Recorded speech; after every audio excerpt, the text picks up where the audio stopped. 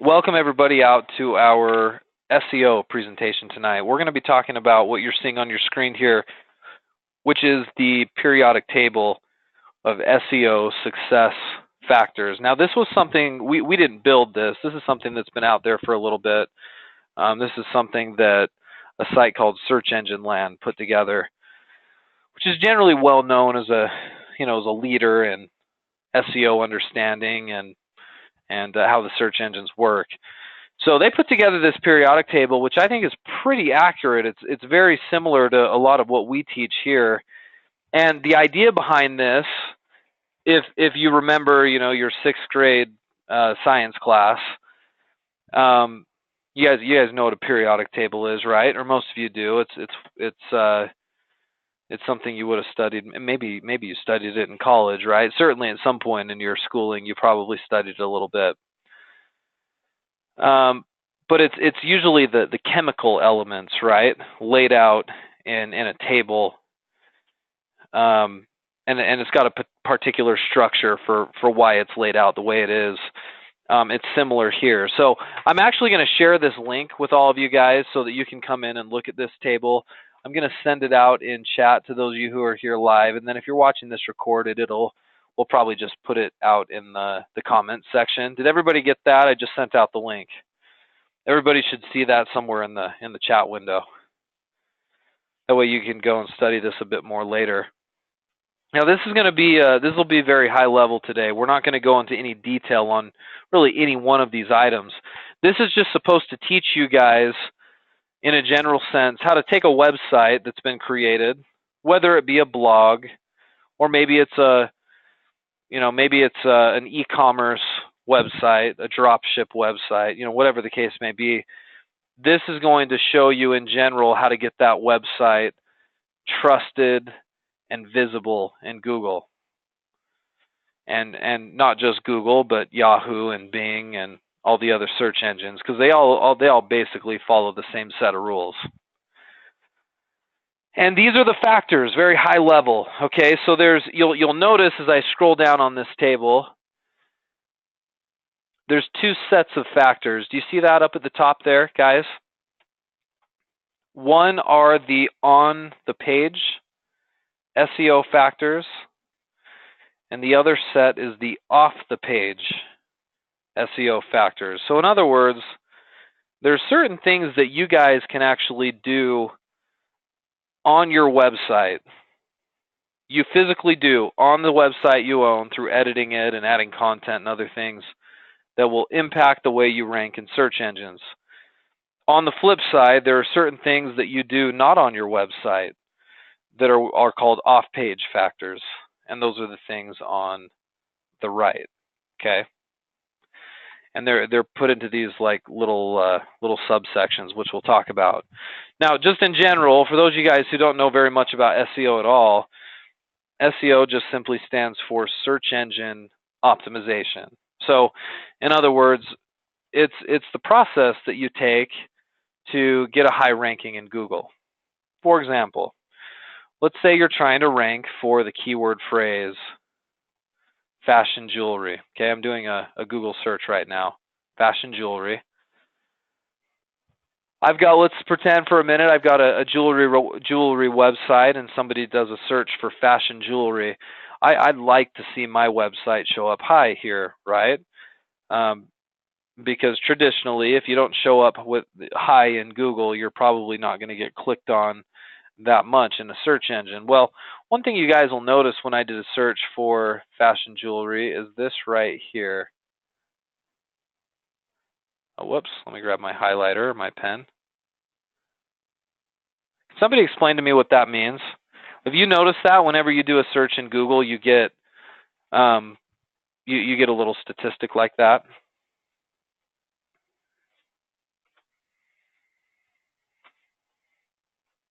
So Google is basically saying what?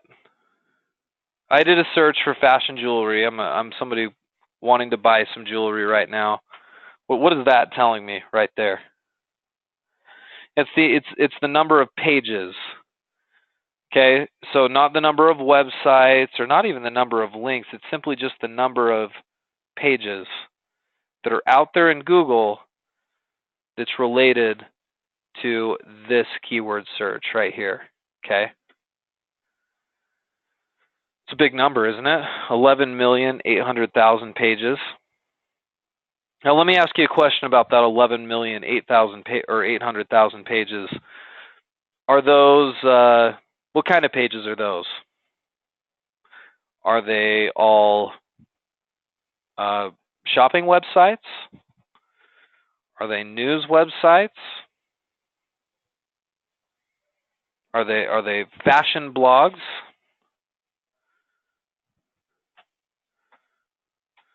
Maybe they're Facebook pages that are coming up.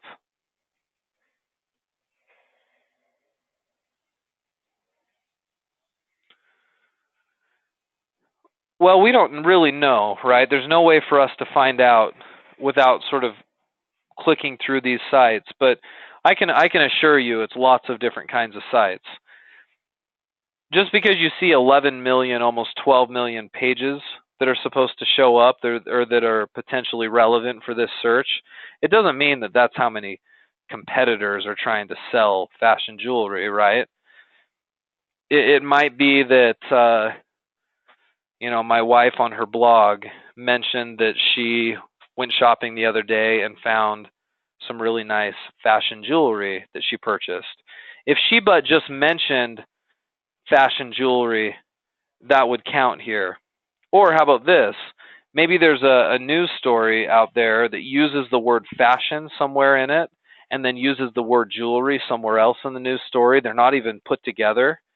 But just because both the word fashion and jewelry are used somewhere on the page, that would be included. So it's not like all of this is direct competition. It's just the number of pages that Google thinks is relevant to this keyword search, okay? Well, it underscores the need for you guys to rank on the first page. Now, how many first page links are there here? Well, we can certainly look. For this particular keyword search, let's count them.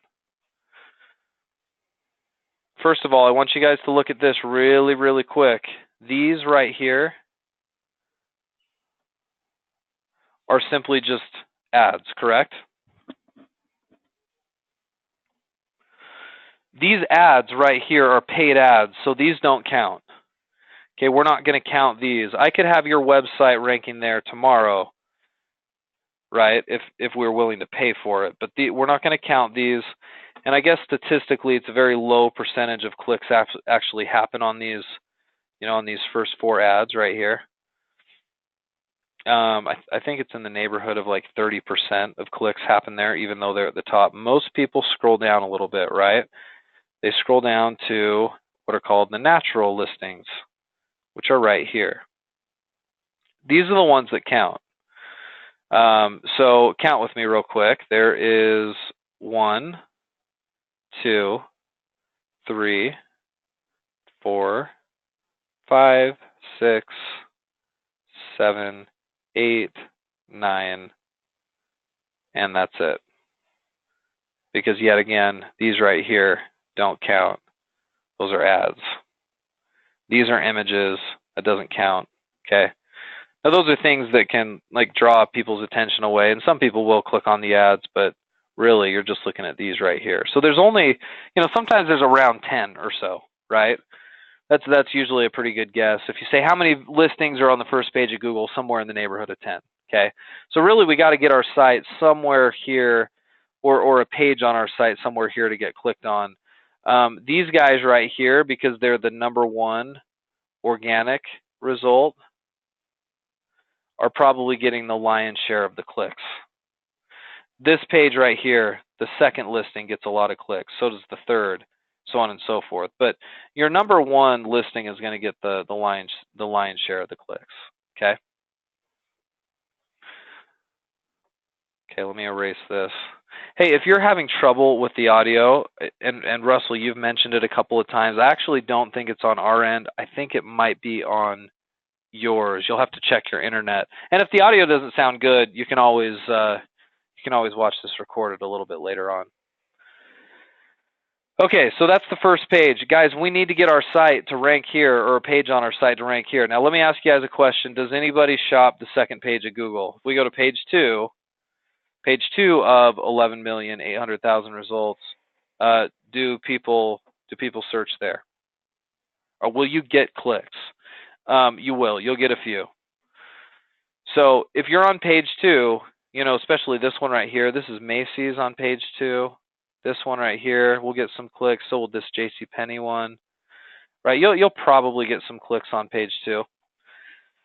Page 3, page 4, page 5, probably not. So 1 and 2 you need to be on, and especially 1 if you want to get a lot of clicks, right?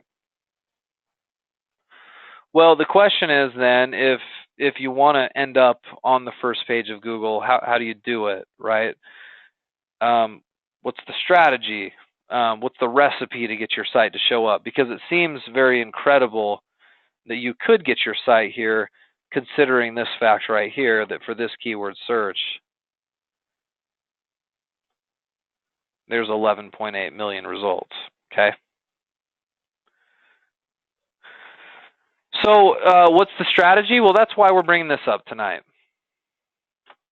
Very, very high level. This is your recipe right here. There are certain things you do on your site, and there are certain things you do off of your site in order for you to get trust and rankings with Google. Google doesn't just trust everybody. In fact, Google has made a name for themselves and has become a multi-billion-dollar company because they're very good at one key thing, and that's that they can sift out all the garbage. They can figure out what's a good website versus what's a bad website really very quickly, right? So that's why everybody uses them, because I know if I do a search in Google, Google's going to give me a decent site and satisfy my search request. But we can manipulate Google a little bit by following some of these guidelines. So let's look at the on-page factors real quick. And these factors on the document, if you go into if you go and actually look at the PDF file that I linked all of you guys to, there's actually an explanation of all these factors right out here on the left. So you have the content section, okay?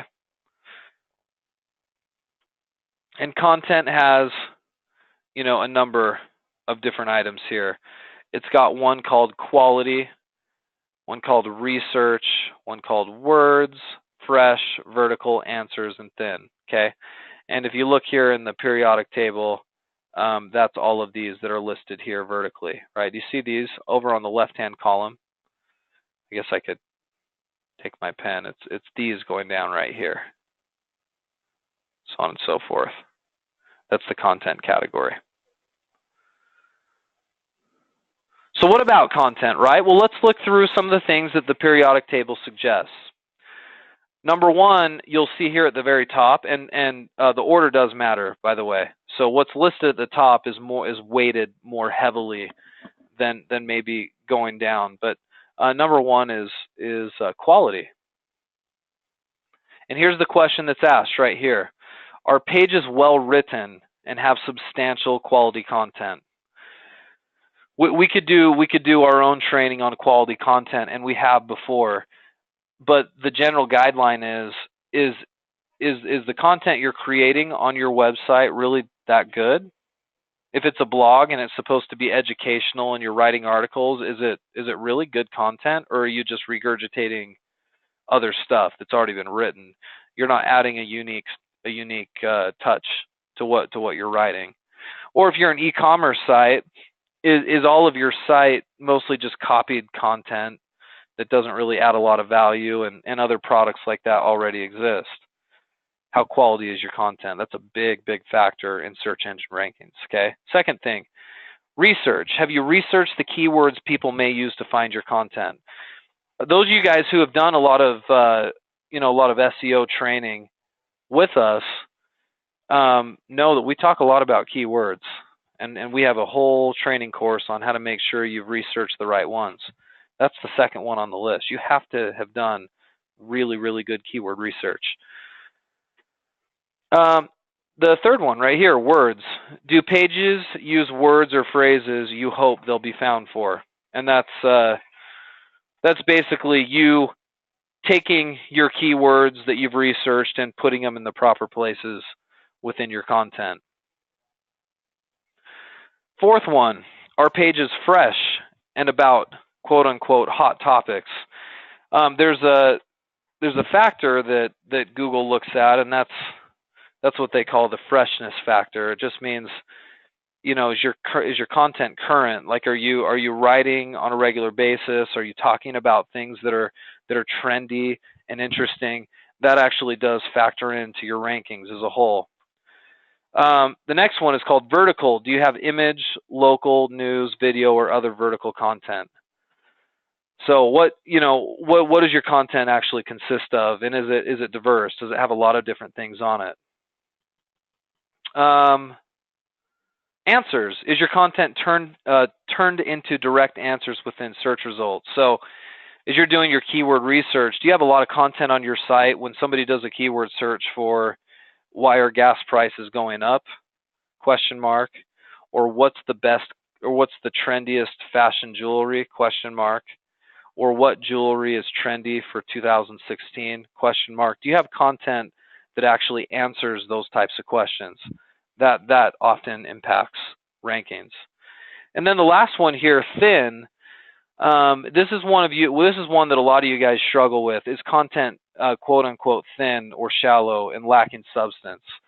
Like, are you writing content, blog posts, blog articles, or product descriptions that are just sort of, you're just doing it to do it, and that's it? Or are you actually trying to make it usable and interesting and valuable? We talk a lot about this for you guys who have e-commerce sites, that you're supposed to take your copied product descriptions and rewrite and change them. And there's a good way and there's an excellent way to do it.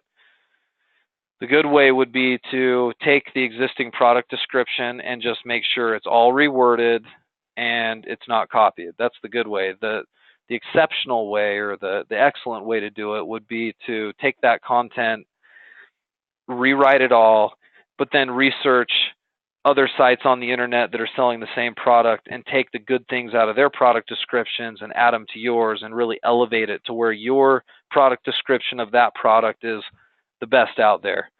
It's the clearest, it's got the most information, and you can honestly say your content is better than everybody else's. That's the opposite of thin content. And I think if there's one thing I want to highlight tonight, if you're struggling with rankings, ask yourself that question. Is your content really thin, or is it substantial? Does it have some meat to it? So that's the content section of the on-page factors, okay? Then you've got the architecture section, and then you've got the HTML section. Now, I'm not going to go through all of these in detail. I wanted to touch on the content one in detail tonight. Let me just highlight the other ones. The architecture one. A lot of this stuff, if you're using a good platform, you're probably in pretty good shape.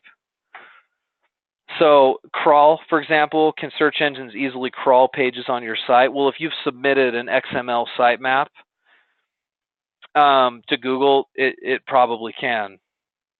Duplicate, does site manage duplicate content issues well? Mobile, does your site work well for mobile devices and make use of app indexing? So is your site a dynamic site? Is it a mobile site?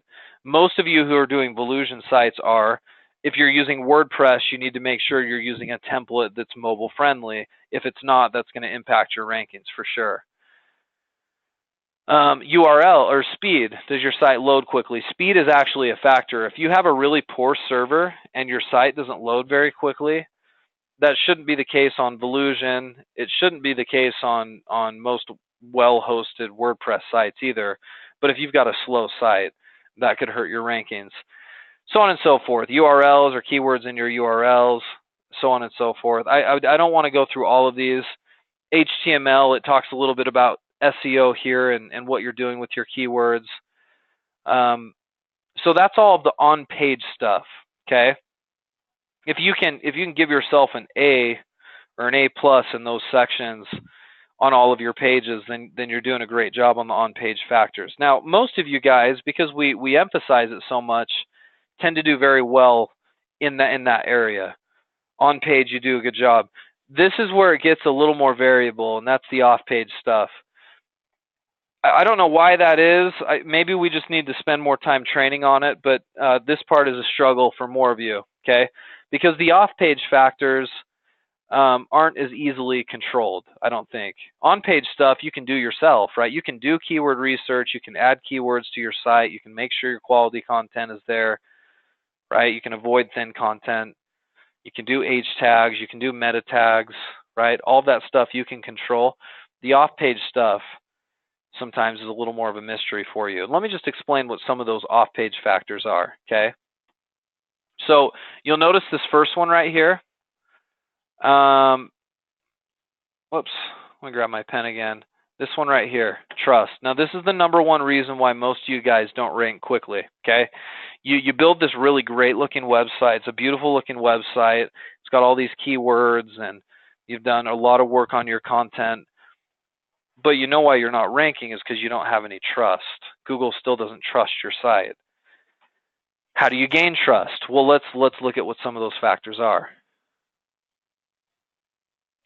Let me scroll over to the side so you can get the explanation on these.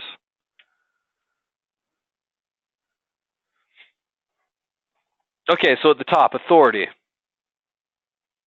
Do links, shares, and other factors make site a trusted authority? In other words, you have other sites out on the internet that actually link into you and link into your content because you're like a trusted resource, right? You're a jewelry store and you have this great jewelry blog that talks all about how to identify fake jewelry, how to value jewelry, what's trendy. Are you looked at as an authority? Because if you have those inbound links, that helps you with that, okay? So authority is a big one. Engage is another one. Do visitors spend time reading or bounce away quickly? So there's a statistic you guys will learn about as you do more and more marketing. As you look at your Google Analytics, you have something called a bounce rate, which means if somebody comes in and visits your site and they don't explore any other pages on your site other than the one that they came to originally, that counts as a bounce. If I come to your site and I spend 1 minute on the page that I came in from Google, and then I click over onto another page of your site, that's not a bounce. That's me exploring your site. And Google makes the assumption that, you know, the fewer bounces you have, the more people are actually digging in and clicking around in your site, the better your site is. So you want a low bounce rate. You want people engaging in your content, okay? History is an interesting one. This is a tough one for most of you guys, meaning has site or its domain been around a long time operating in the same way? So in other words, how new is your domain name? A newer domain name isn't as trustworthy. So, you know, you can't control that. If you're a brand new site, you know, you just have that going against you. But over time, by and large, ranking should become a little easier because your domain is actually aging, and that's a positive element to your periodic table here. Identity. Does site use means to verify its identity and that of authors? It's not as that's probably not something you want to concern yourself with too much at this point, especially if you're an e-commerce site. Has site been flagged for hosting pirated content? That's probably not an issue. I mean, you guys aren't doing anything illegal on your sites. Ads. This one you might want to look at, though. Is your content ad heavy, especially above the fold? Okay. What are we talking about there? For those of you guys who are here live with me and have seen some of my trainings recently, what does it mean to be ad heavy in your content? And what's the term above the fold supposed to mean?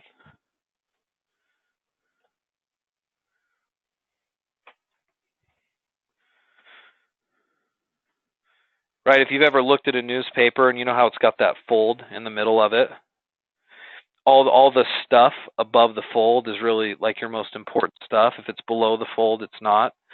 And so if you have ads and too many ads above the fold, you look a little too ad heavy, right? Your focus isn't on your content, your focus is on your ads, and that's Google and other search engines don't like that as much. You can have some ads above the fold, but that shouldn't be all I'm seeing, in other words, right? So that's certainly a trust factor, right? Too many ads throughout your site, exactly. Yeah, Cindy, that's a good way to look at it. I think it means you can't even get to the content because the ads keep getting in the way. How many of you guys have ever been on a site where you get there to read an article and then boom, you get hit with a pop-up? And then finally you get rid of the pop-up, and then you're looking for the article because you can't even find it because it's somewhere hidden amongst all of the ads, right? That's what that's talking about. That's a negative in terms of search engine rankings because people don't like it. Nobody does, right? It's annoying to read a website like that. So that's your trust factors. You have one called links right here. We talk about links as votes, and we've talked about this before. The more links you have that point to your site, the more votes that you've got to rank high. So there's 5 factors here. One is the quality of the link. Is it coming from a respected site? The next one is the text inside the link. Do links pointing at pages use words you hope they'll be found for? So, are you getting any links to your site that actually are the words fashion jewelry and linked to you? Or do all of your links just say click here? You want a bunch of your keywords linked to you. The number, do many links point at you at your web pages? You have a lot of votes. You have a lot of other forums and blogs and websites that link to you. Now, I want you to look closely here because some of you guys have fallen into this trap before. There's something called paid links. Have you purchased links in hopes to get to gaining better rankings? Paid links are a huge negative. Now, if you look here on the periodic table, you'll see it in red. Red are negative impact elements here. Okay, so paid links, it has a little -3, meaning it's really, really bad if you've paid for links. And that just means that maybe you've gone to Fiverr.com and you saw for $5 you can actually pay to get 50 links pointing to your site. Guys, that's bad. Don't pay for garbage links. It's not a quick fix. You talk about link building and doing it naturally and doing it well. Some of you guys have gone out and tried to cut corners and paid $5, $10, $15 to get 100 links. That will hurt your website in the long run. You have to be so careful that you don't do that. Okay. Anyway, I'll scroll through the rest because we're running out of time. This is personal. We'll skip through that a little bit. Social. There are social cues that help you rank better. So if your site's getting shared a lot on Facebook or mentioned in different social media, Twitter or Instagram, whatever, that can actually impact your ranking within Google. So social signals, positive social shares, Twitter and Facebook and Google Plus and LinkedIn and all the rest of them. If your site's being shared around social media, that's a positive cue. Okay. So real high level, guys, if you're implementing all of these factors right here, and there's a lot of them, right? That's why we spend so much time in our program training on it, because what's cool about it is while none of this has to cost money necessarily, like you can do a lot of this on your own, the one thing it does cost you is time. It takes time to do all of these things.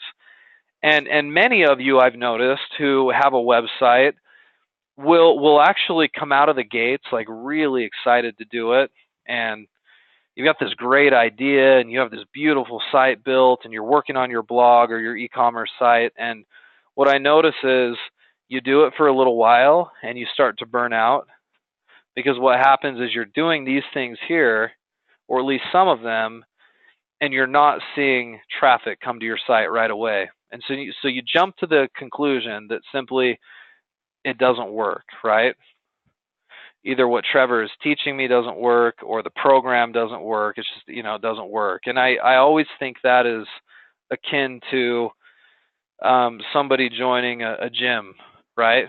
all you guys who January 1st rolls around and you sign up for your gym membership and you go strong for 2 weeks, and then you take a good look at yourself in the mirror 2 weeks later after working hard, and you don't look any better. And then you hop on the scale and you find out you haven't even lost weight. In fact, you put on 3 pounds, and this is after you've worked tirelessly for 3 weeks to get into better shape, or 2 weeks, whatever it is. And then what do? You quit because you say, you know what, this isn't worth it. It's not working, right? It's the same thing that happens here, and too often, which is why I'm having this training tonight. If it's not working for you yet, either you're not applying everything that's listed here, or you haven't done it for long enough. Google's not just going to rank you just because you want to make money online and you have a pretty good business, right? It takes these factors. So can I just recommend, if you're not seeing a lot of traffic, to evaluate 2 things, okay? One, how long have you been working at it? Has it really only been a month? If it's only been a month, you might need to work at it for longer. Can you see results in a month? You can. But if you're not, it's probably because you haven't been working on it long enough. And then 2, have you really actually done all of these things? Because if you haven't, then you need to get to work. And if you're still not ranking after having done all of this and waiting your time, something is wrong. And that's when you need to have a conversation about it with your coach. But my guess is 99.9% of the time, if you're struggling to get rankings, it's because you haven't done all these things and you haven't done it for long enough, okay? And my clients that are ranking well and are seeing sales off of search engine results, it's because they gave it the time it deserved. Ranking in Google is not a cheap experience, right? There's only 10 spots on the first page. We established that a few minutes ago. You don't just rank there because you want to. You've got a lot of other people that want to do it, but if you know the formula like we're showing you tonight and you're willing to put in the work, then yes, you can achieve those first page rankings. Okay. Let me just check. Your comments real quick before we finish up. Yeah, the pop-ups on financial websites are very popular. They drive me crazy. Sometimes they're good in that, like, if they're used sparingly and they're used to get email addresses, maybe they can be effective, but they're always annoying. If it happens too often, it'll drive people away. Good, Kirk. You say you've never paid for a link. Keep it that way. You shouldn't. Funny enough, I used to make, and I'm not exaggerating, thousands of dollars off of people paying me to actually put their link on my site. I used to make pretty good money off of it. So people would contact me and say, hey, if you let me put this person's link on your site, I'll pay you $400 this year to do it. And I just started accepting a ton of those. I had tons of paid links on my site, and I was making a ton of money off of it. And then I got penalized later on, and Google changed their algorithm, so I had to be careful with it. So paid links it's just not a good way to go.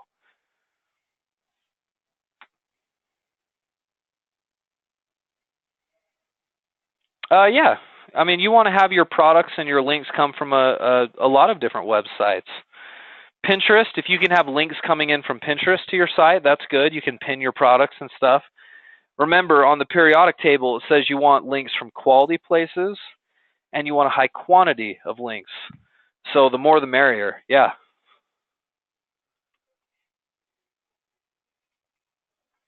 Ads really, Colette, are just a way to monetize your site. You can get links in different ways. Like, what if I've got this really, really well-written article about how to tell the difference between like fake silver and sterling silver,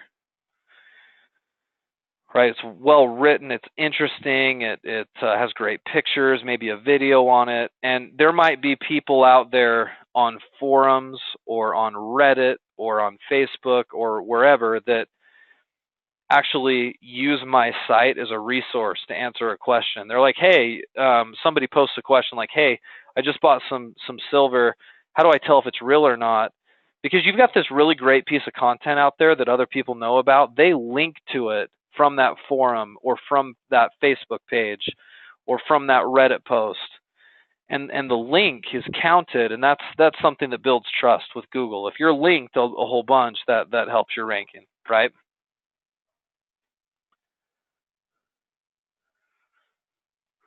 Yeah, we'll definitely do some training on Pinterest. That's just one I really haven't gotten around to in our Thursday night meetings. Of course, there's a million things I'd like to train on. We just have a finite amount of time to do it. So you can do some for sure, Michelle, but we're planning on doing some training on it. Yeah. I can, Catherine. I know link building is something that we don't cover enough. Where to get the links, how to get them, etc. So yeah, sure. That's on the docket for sure to be covered a bit more. Link building's got it's different now than it used to be. It's a little harder to do, and so yeah, we could certainly spend a bit more time on it. You say, is there a trick to engagement? Yeah, it depends on your site, Cindy. I mean, blog engagement versus engagement on an e-commerce site, they're two different animals, but it's something that we can certainly discuss. Yeah. Probably in the context of our discussion right now, I won't go into too much detail, but it does depend on your site. Okay, well, I think I've showed you enough of the periodic table. You guys all should have the link to this, so study it on your own. Talk about it with your coach. Evaluate what you're doing and what you're not, and let's build a plan around this so you guys can start ranking a bit better in Google. We'll be talking about more of these factors in detail. So tonight I prefaced this discussion with it was going to be a bit more high level. Well, certainly it has been, right? I haven't covered any of this in detail. We've gone a mile wide and an inch deep. But in subsequent trainings, I would like to take each of these elements, right, and maybe discuss them in a bit more detail. All right? Okay, well, I hope this was helpful tonight. If you're newer and a lot of this flew over your head, that's fine. You'll learn it as you go. We're glad you came anyway. And for those of you guys who've got your sites and are working on SEO, I hope this helped out a little bit, and it's something you can start implementing into what you're doing for marketing. All right? Okay, everybody, have a good rest of the week. I will see you all next time, same place.